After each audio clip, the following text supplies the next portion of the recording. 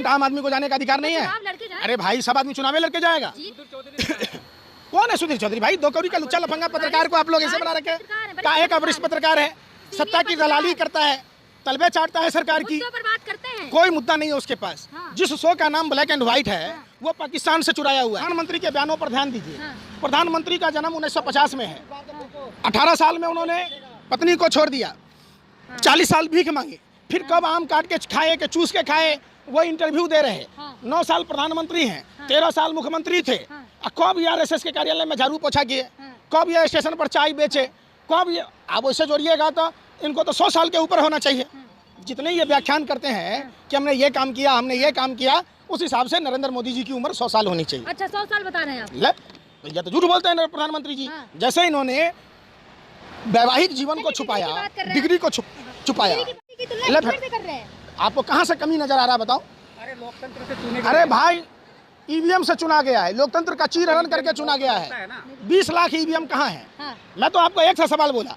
आप 2014 में प्रधानमंत्री के बयानों पर ध्यान दीजिए। प्रधानमंत्री का जन्म 1950 में है।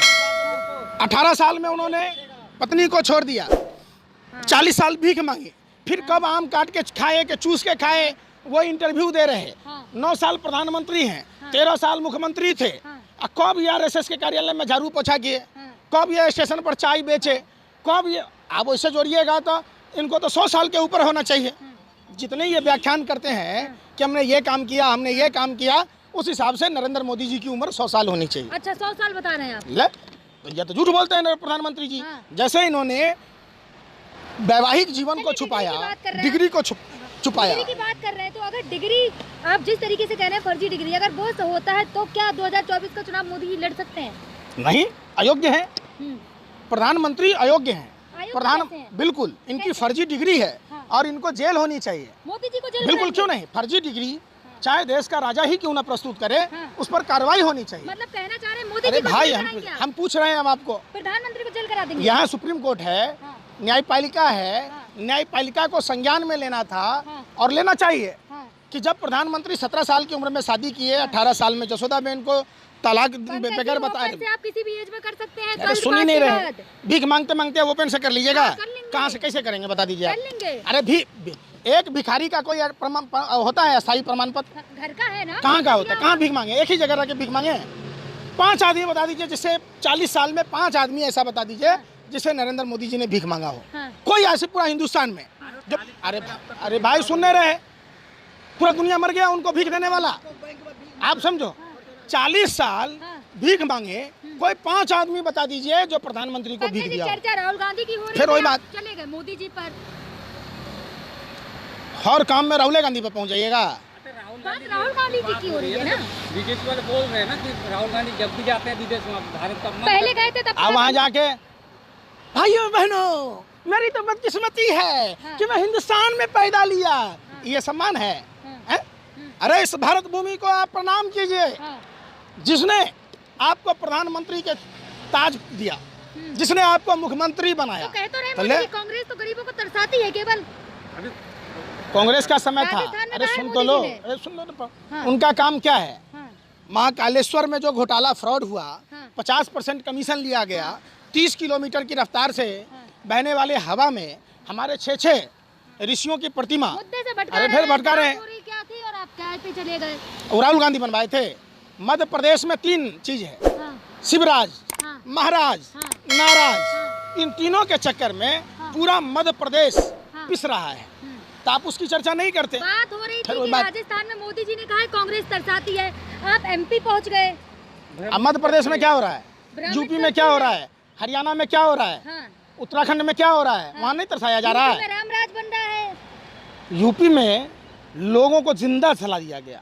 आप भी एक महिला हैं, अगर आपको आपकी माँ के साथ, फिर वही बात आप देखो ना, कानपुर में ब्राह्मण माँ बेटी को बुलडोजर चला के जिंदा जला दिया गया। उनका कसूर ये था कि वो भूमिहीन थी, उन्होंने टपरी डालकर अपना जीवन गुजर बसर कर रही थी। वो पहलवान बेटियां हिंदू की बेटियां हैं और हिंदू समाज की बेटियां हिंदुस्तान की राजधानी दिल्ली में अपना विरोध प्रदर्शन नहीं कर सकती, अपने लिए न्याय नहीं मांग सकती। पाकिस्तान से ज़्यादा जुल्म हिंदुओं पर नरेंद्र मोदी की सरकार में जितना सुन तो लो। अरे कौन है सुधीर चौधरी? तिहारी दो कौड़ी का लुच्चा लफंगा पत्रकार की बात कह रहे हैं, जो खुद तिहाड़ काट के आया है। हैं?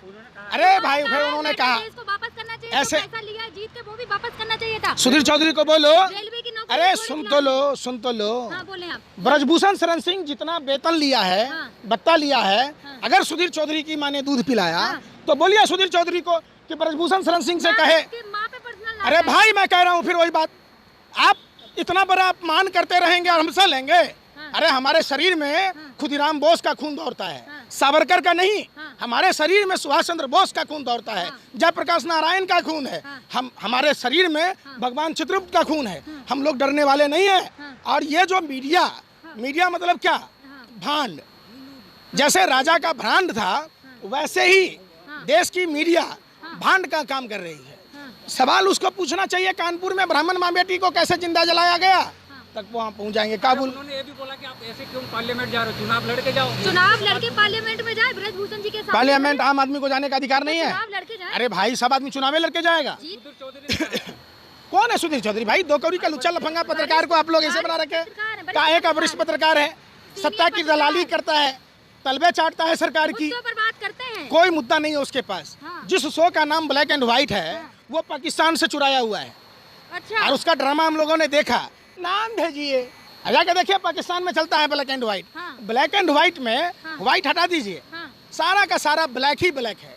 प्रोपेगेंडा है भारतीय जनता पार्टी। बात करते हैं और वो कोयला से भी काला है, आपके बाल से भी काला है अगर देखिएगा तो।